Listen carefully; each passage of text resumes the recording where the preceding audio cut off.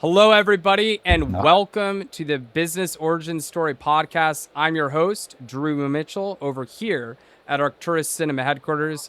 And with me today is Michael with Code4 Consulting. Michael, why don't you go ahead and introduce yourself? Yeah, thank you so much. I really appreciate you having me on your show today.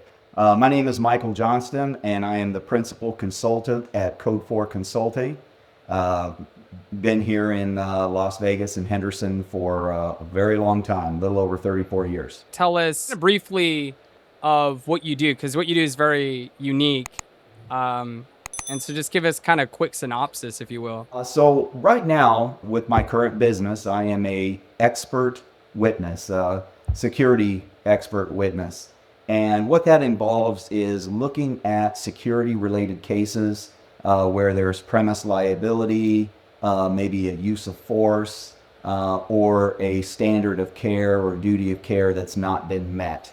And so they call me in to look at a case, review the case, and then write an expert witness report on my findings. That's very cool. And of course, my follow-up question to that is just very curious how you got started in that. Okay, so you just don't become an expert overnight, right? So you have to develop years and years of expertise. And so really everything started when I became a law enforcement officer back in 1989. And I know that dates me back quite a ways if you guys do the math. But I spent time in Lincoln, Nebraska as a young officer, came out to Henderson, Nevada, where I became a police officer, worked my way through the ranks, and retired in 2019 as a police captain. Now, during that time, I had a lot of experience. I ran task forces. I had the larger portion of my career was spent in the investigations division. And so that became the foundational portion of my expertise.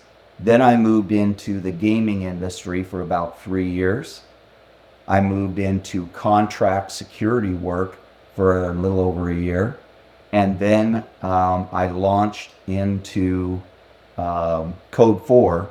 I moved it from an investigative, private investigation company into a consulting, so expert witness consulting company. And I did that in the last 2 years. Very cool. And so you still do the private investigation as well, and you just do kind of broaden what you did. Is that safe to say?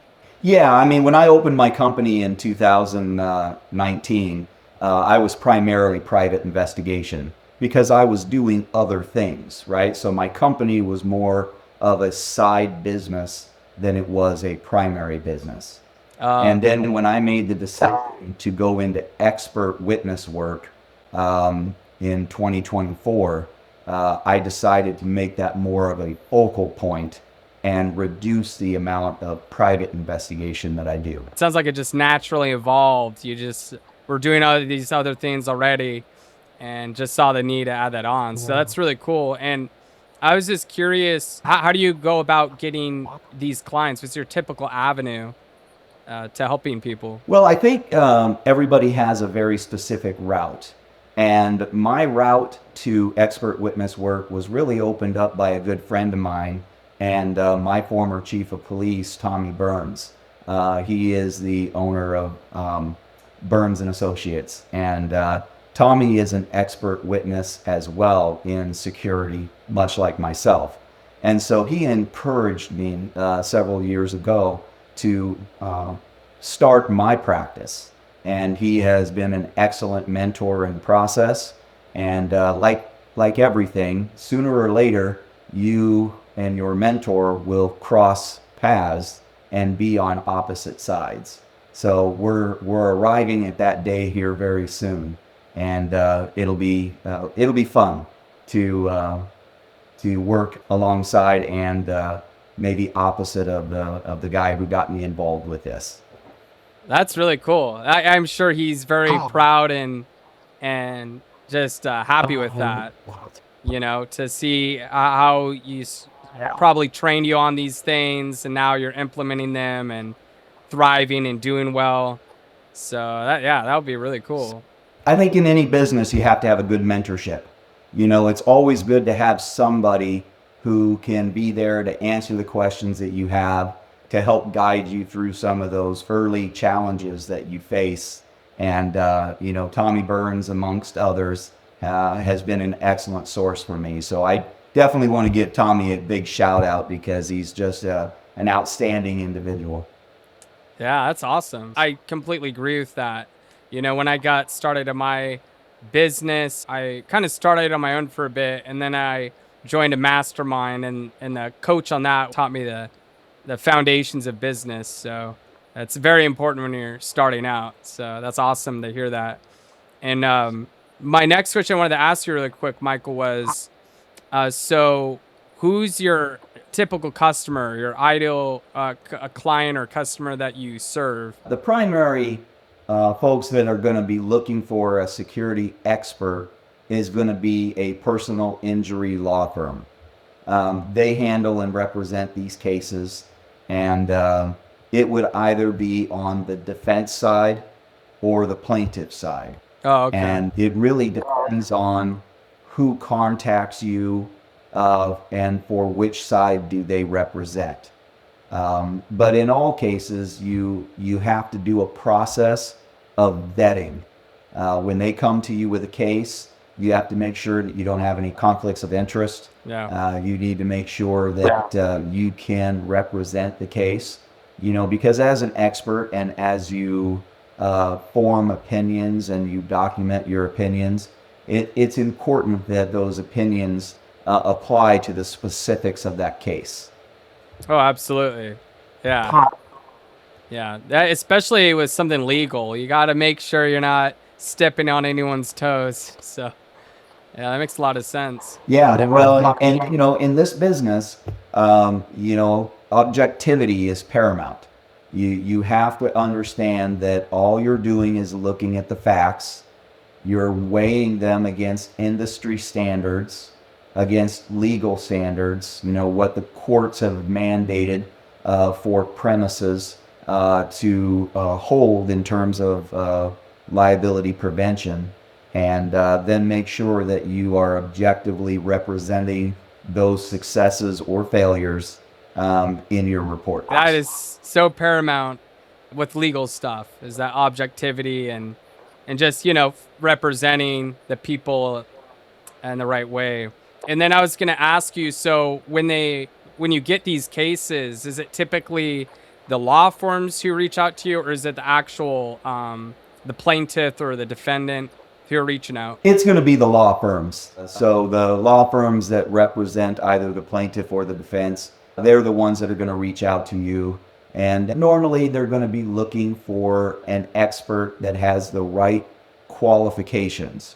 And so your CV is very, very important, that you have all of the applicable skills, experiences, job knowledge outlined in your CV, so that these attorneys have an opportunity to evaluate you on paper. Then they'll reach out to you direct, where you'll have another small interview to just talk about your qualifications, skills, interest, and availability to take a case. That makes a lot of sense. And so my next question I wanted to ask is, when it comes to doing this work for these personal injury law firms, what would you say is the big problem that you're solving with these people? Okay, so that's a little bit of a complicated question because every case has a very different set of circumstances and a different need. But in broad-based categories, I've handled wrongful death cases. I've handled excessive force cases, where unlawful detention cases. So it really stems from a larger scope, like a broad category of actions that they are bringing, and usually negligence, inadequate security, failure to follow policies, those kind of issues. And so when I'm looking at the case, what we call discovery, that's all of the items that get exchanged in the process.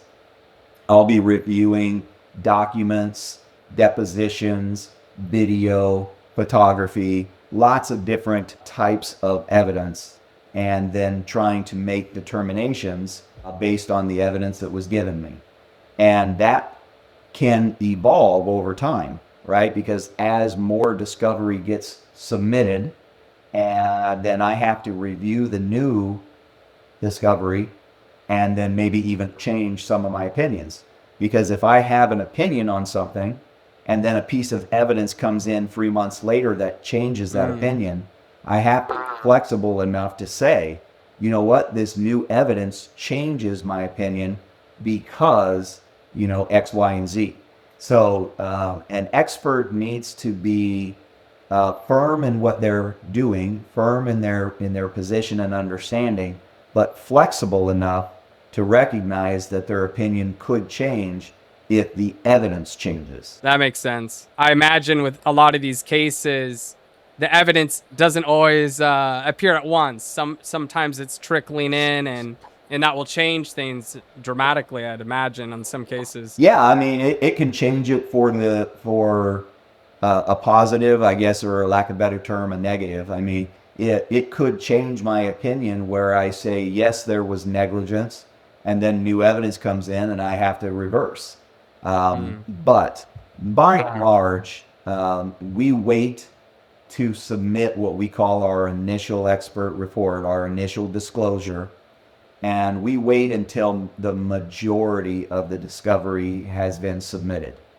That way you're not making an opinion or forming an idea based on only half of the information. So you really want to wait until I hate to say the last minute, but you are waiting until the final hour to make sure that you've got the vast majority of the requested discovery. Yeah, You never want to work on half.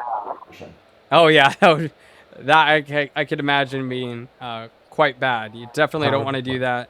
My next question I wanted to ask you. So you said, so when you started getting more into private investigation and then more into this consulting work, what would you say has been, what was your biggest challenge transitioning into that? So, and I'm going to go back to that mentorship role. Like anything, when you enter into a new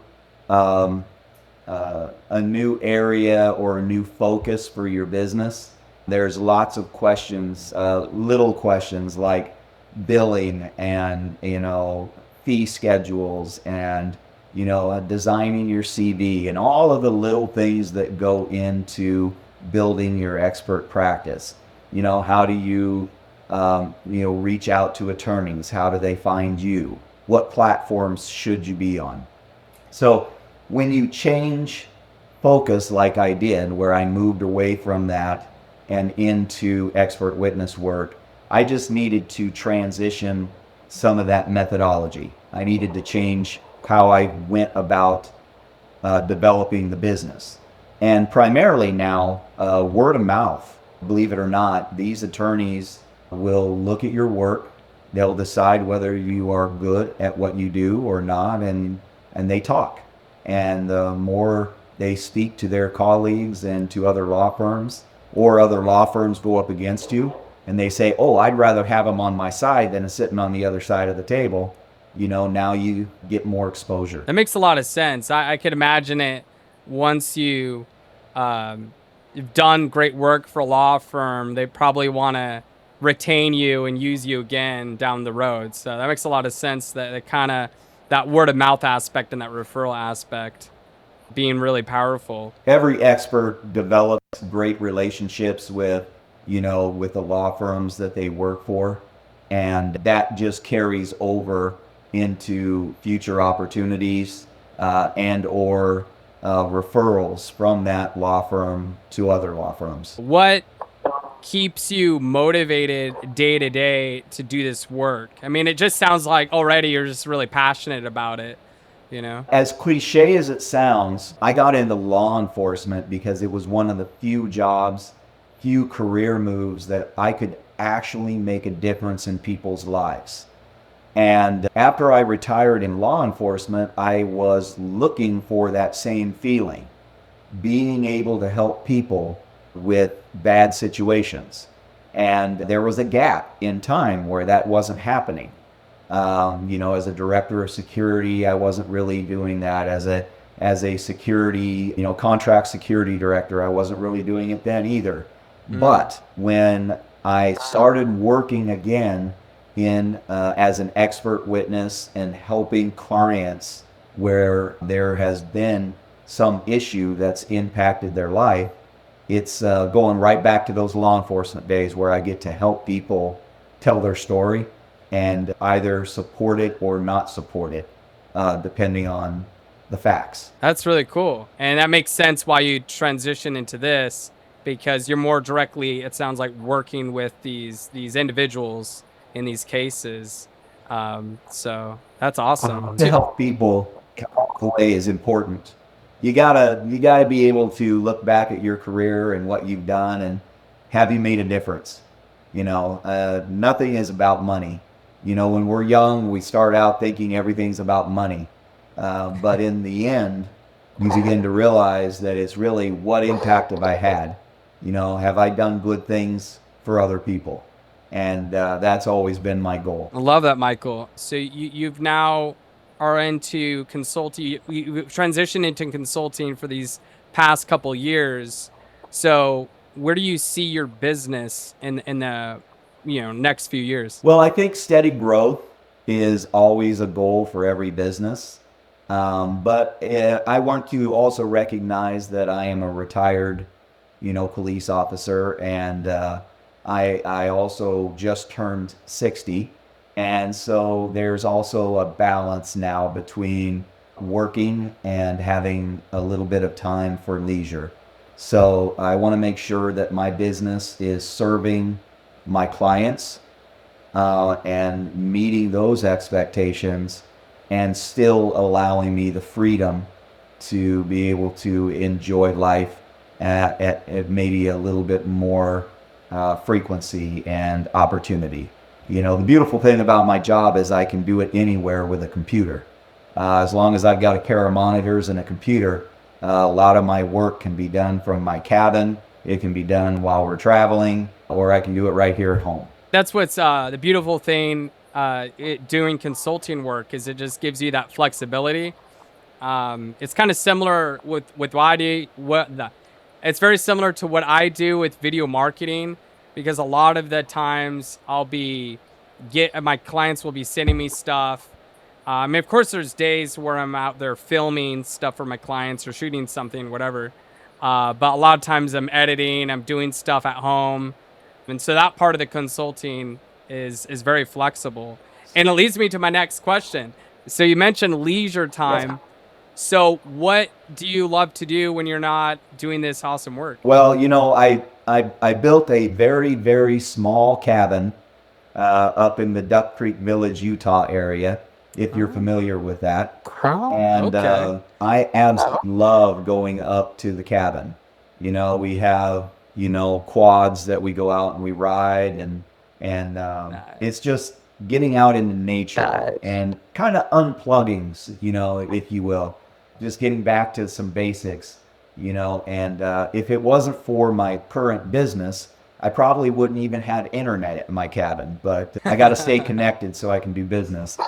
But Of course. I absolutely love being up at the cabin and as much as possible. That's wonderful. So you said, is it over by St. George, in that area? Yeah, just up the mountain from Cedar City. Oh, Cedar City. Okay, yeah. I've my my grandparents live over in outside of Vernal, Utah, in Duchesne.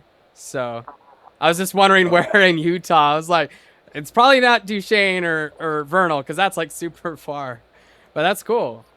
That would be amazing. No, it's a bit of a drive, but when you have the flexibility to go up, and stay 5, 6, 7 days, whatever at a time, the drive becomes less of a burden. Yeah. Oh, I imagine. Yeah, it's something to look forward to. And the road trip going that way from Nevada is pretty nice. It's a nice little road trip.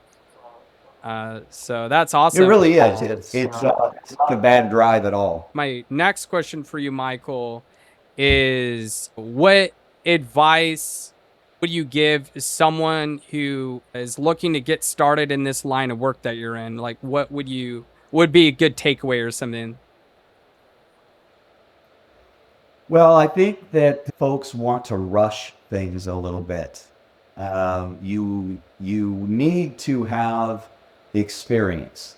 You need to have a solid foundation on which to render these opinions.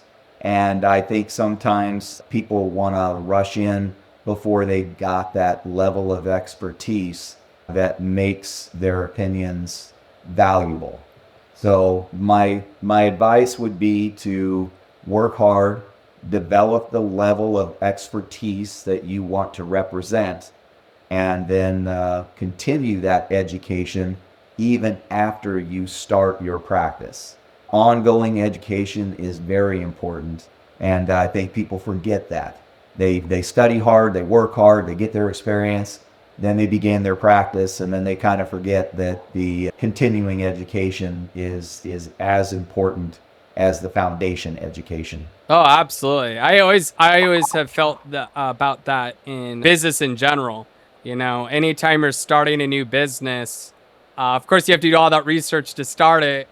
But when you're actually running it, there's always something new, always something with the market or with prospective clients, what they want, and so that always changes. So you have to have that continuing education.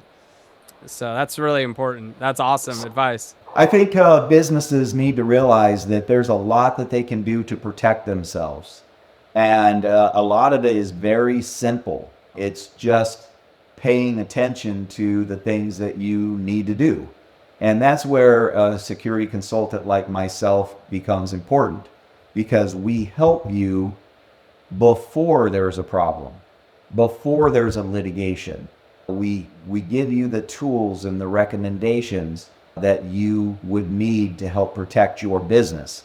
It's far cheaper to talk to a security consultant, before a lawsuit than during a lawsuit. Oh yeah. So I would always urge businesses. There's some simple practices that they could do, and I'm always willing to help businesses avoid these kind of situations.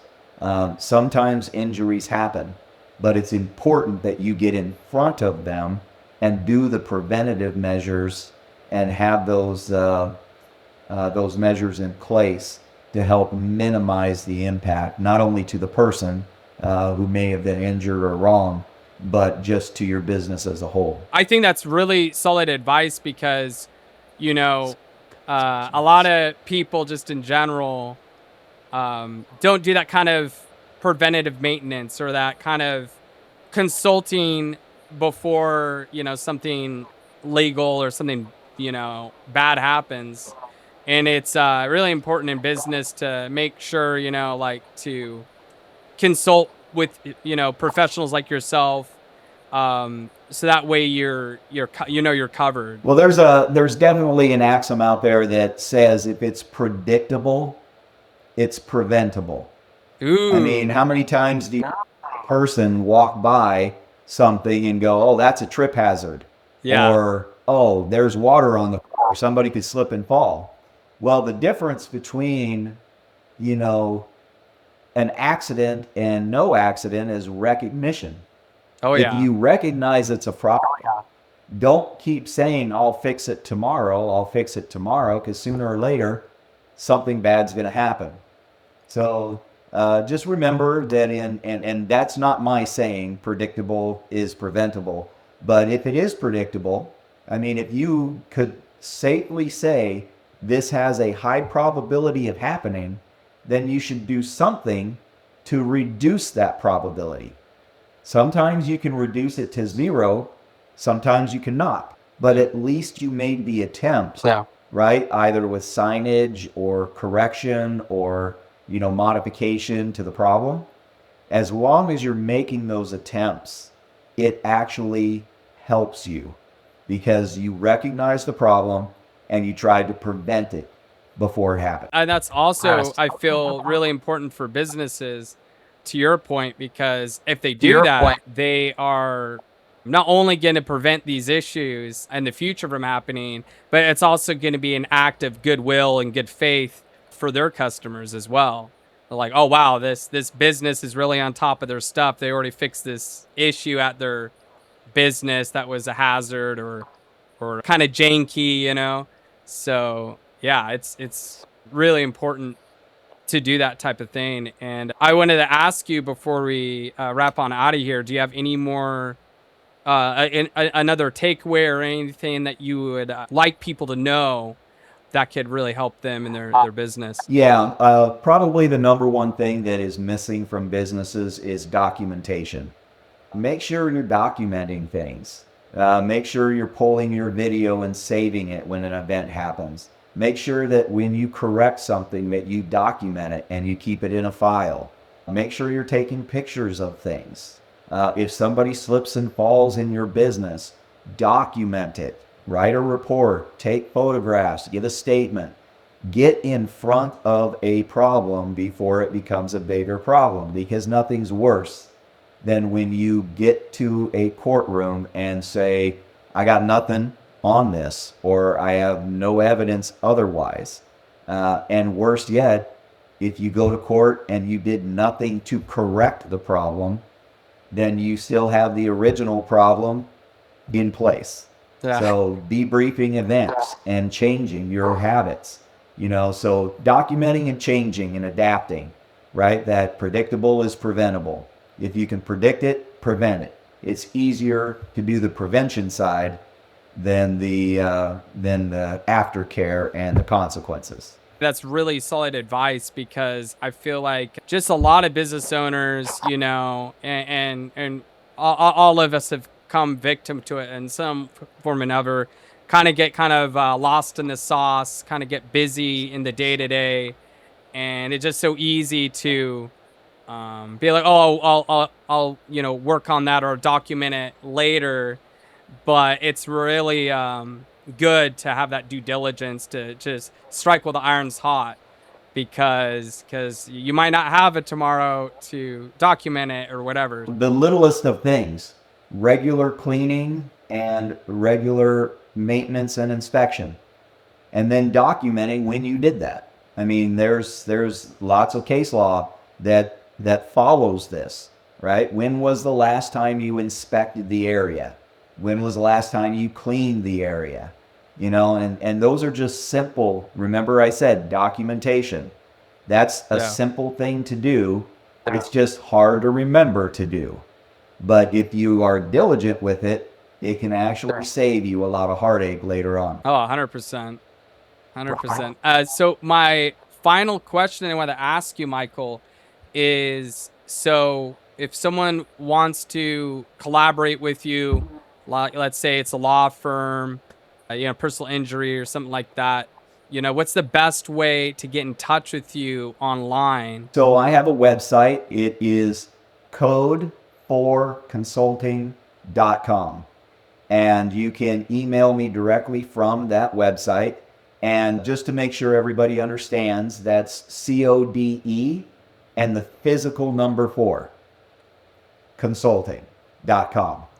And visit my website, see some of the things that I offer, what I can do to help you as a business.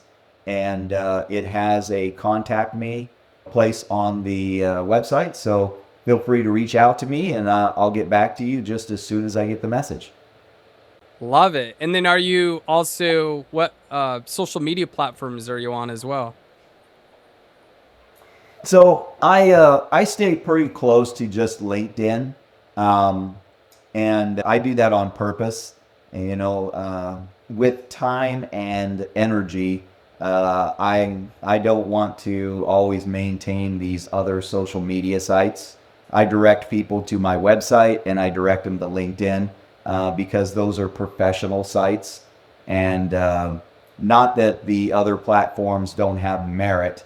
I just find that for my business, my website, my reputation, and LinkedIn is very adequate for what I do. I find in my research with my business that a lot of those professional services, kind of similar to yours, do really great on LinkedIn.